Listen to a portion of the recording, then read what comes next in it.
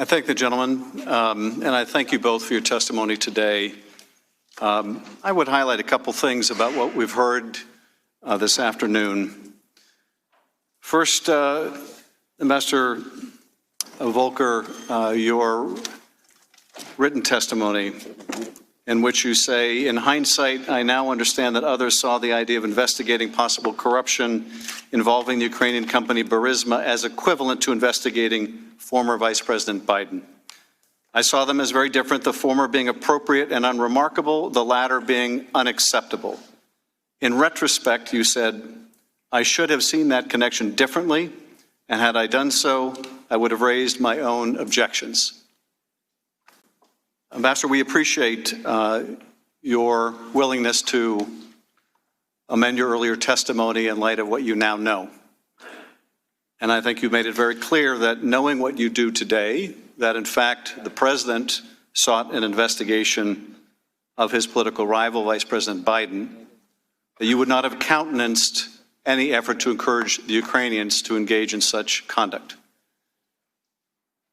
I appreciate also that you were able to debunk, I hope for the last time, the idea that Joe Biden did something wrong when he, in accordance with U.S. policy, sought to replace a corrupt prosecutor, something that not only the U.S. State Department wanted, not only the European Union wanted, and not only the IMF wanted, but was the consensus position of the United States national security infrastructure.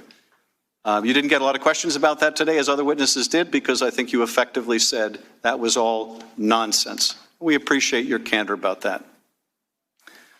Mr. Morrison, I think what is most remarkable about your testimony is the acknowledgement that immediately after the Vice President met with President Zelensky in Warsaw, you witnessed Gordon Sondland meeting with Andrei Yermak, a top advisor to President Zelensky, and then immediately thereafter, Sondland told you that he had informed the Ukrainians that if they wanted that $400 million in military aid, they were going to have to do those investigations that the president wanted.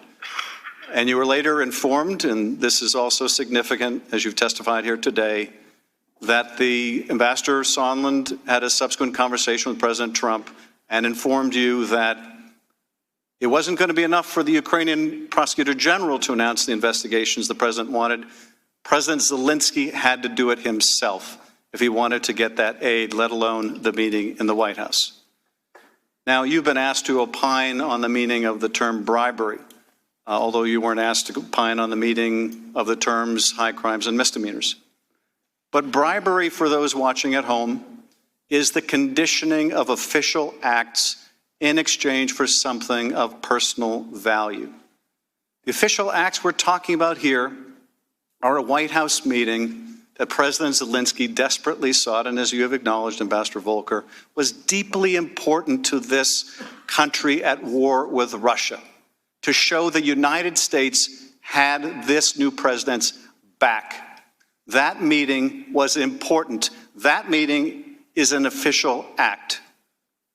The military assistance is even more significant because Ukrainians are dying every day in their war with Russia. And so the withholding of military assistance to get these investigations, which you now have acknowledged, Ambassador Volker, was wrong for the president to request.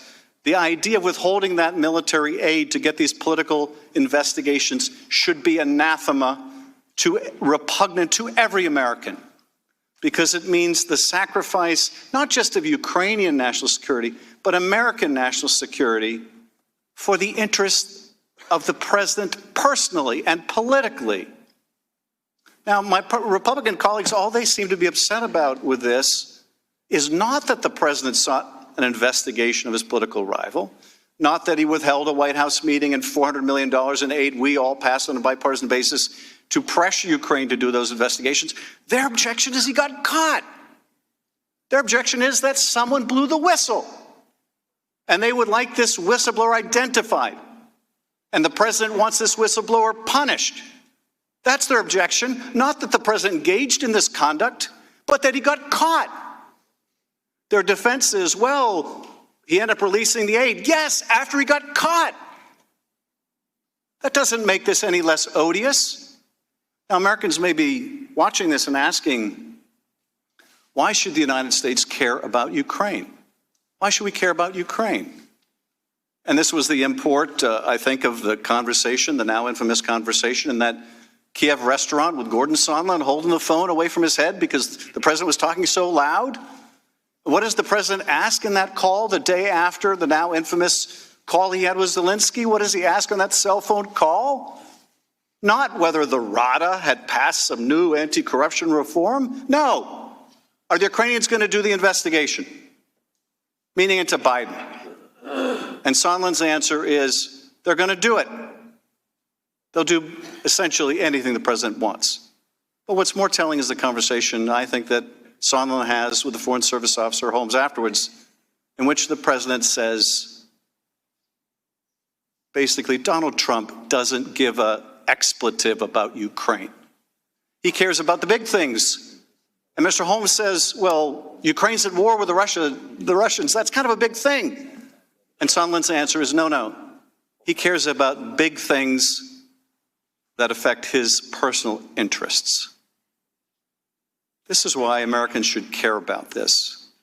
Americans should care about what happens to our allies who are dying, but Americans should care about their own national security and their own president and their own constitution. And they will need to ask themselves, as we will have to ask ourselves in Congress, are we prepared to accept that a president of the United States can leverage official acts, military assistance, White House meetings, to get an investigation of a political rival? Are we prepared to say, well, you know, I guess that's just what we should expect in a president of the United States? I don't think we want to go there. I don't think our founding fathers would have wanted us to go there. Indeed, I think when the founding fathers provided a remedy, that remedy being impeachment, they had the very concern that a president of the United States may betray the national security interests of the country for personal interests. They put that remedy in the Constitution, not because they wanted to willy-nilly overturn elections. No, because they wanted a powerful anti-corruption mechanism when that corruption came from the highest office in the land. We are adjourned. Hey, NBC News viewers, thanks for checking out our YouTube channel. Subscribe by clicking on that button down here and click on any of the videos over here to watch the latest interviews, show highlights, and digital exclusives. Thanks for watching.